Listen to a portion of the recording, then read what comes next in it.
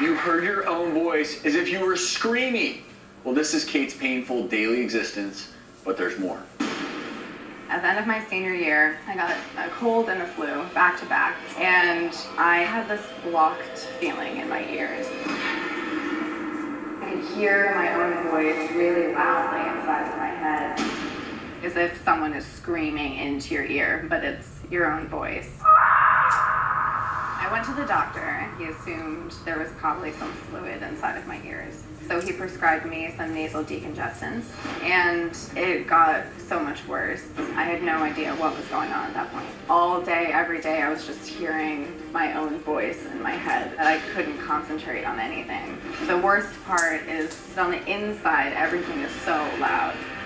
Your voice, chewing, breathing is the worst because you can stop talking, but you can't stop breathing. Well, after 2 years of going through this, I was finally diagnosed with Patulous Eustachian tubes. On a normal person, your Eustachian tube would be closed most of the time. But for me, my Eustachian tube opens randomly, so that my eardrum is hearing all the sounds from the outside world and all the sounds from inside of my head at the same time. The second that my Eustachian tubes pop open, I can feel my mood changing drastically. It is depressing to have to try to function in the world when this is happening. It can last anywhere from a split second to an entire week.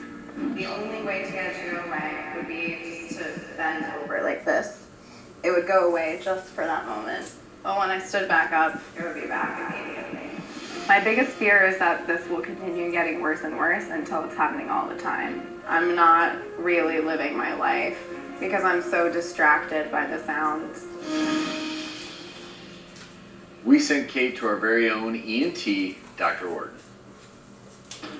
Good morning, Kate. Hi. Explain to me a little bit some of the symptoms you're experiencing. Over the past 3 years, it's been getting worse and worse. Hearing my own voice, my breathing. Couple key questions. Were you ever significantly heavier? No. You've never had any other kind of muscular issues, disorders involving your throat, your palate? No. Okay. It is incredibly frustrating because I can't predict when it's going to happen. So I'm going to do a nice ear, nose, and throat examination on you now and see what we find. Open up. Still have your tonsils.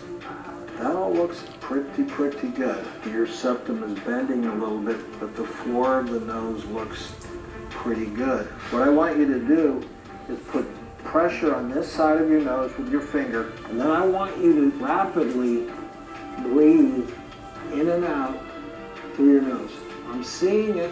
What we're going to do is an endoscopy. There, that's the back of the turbinates. I'm seeing the opening of the eustachian tube. You saw that quickly. Her eustachian tube opening is abnormally large. I think we have confirmed that diagnosis of Patulous Eustachian tube.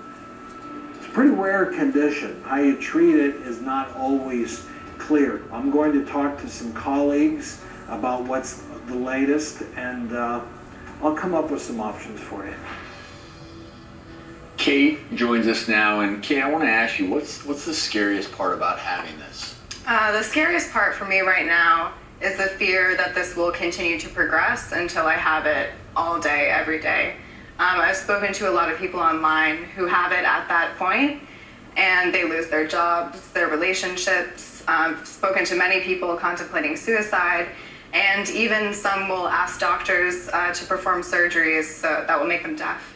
You know, we're having it right now? I actually just went in my right ear right when you asked me that. Yeah, probably because my head is turned this way. So as you're talking to us, you're hearing that echoing sound. That's correct. Could you explain a little more of what this is? Well, it is, and it has to do with the eustachian tube, and as we know, the eustachian tube is that tube that starts at the back of your throat, back of the nasal cavity, the idea being that it allows air to go in to the middle ear space. This is what you were looking in when you were in. Yes, I was looking into her ear through here, looking at the eardrum while she was blowing air, forcing air into here. I saw the eardrum right here moving because of an excessive amount of air going in. And you know, we talk about eustachian tube dysfunction, particularly in kids. We've all had that sensation of popping ears, of clicking, of gurgling, and that has to do when your eustachian tube closes down. But in Kate's case, her eustachian tube is an open position more than normal. So everything, all those sounds, chewing, breathing, because you know you're breathing in through the nose, that's going right into your eustachian tube and is being transmitted in turn to the middle ear space and the inner ear. And that, of course, begs the question we haven't talked about on the show before: patulous.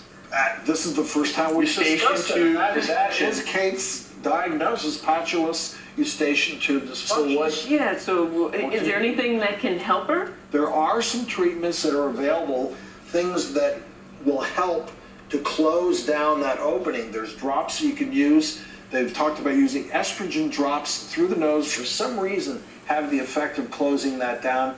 Other preparations you can take by nose, and then otherwise, you know, the ear, nose, and throat surgeon goes in and manipulates that opening, injecting something to try to close it down. Well, Kate, Dr. Dennis Poe is an otolaryngologist at Boston Children's. He is a leading researcher looking at new studies for advanced treatments of this condition. He actually has agreed to see you and evaluate you. And if you are a good candidate for one of the newest procedures, he's agreed to perform it on you if you want. No, we've researched this. This is a rare condition. And he is one of the few true experts that's researching, as Dr. Travis said. We're putting you in the best hands. I think you'll see some results. That's great. Thank you so much. So please keep us posted. Dr. Poe, we want to thank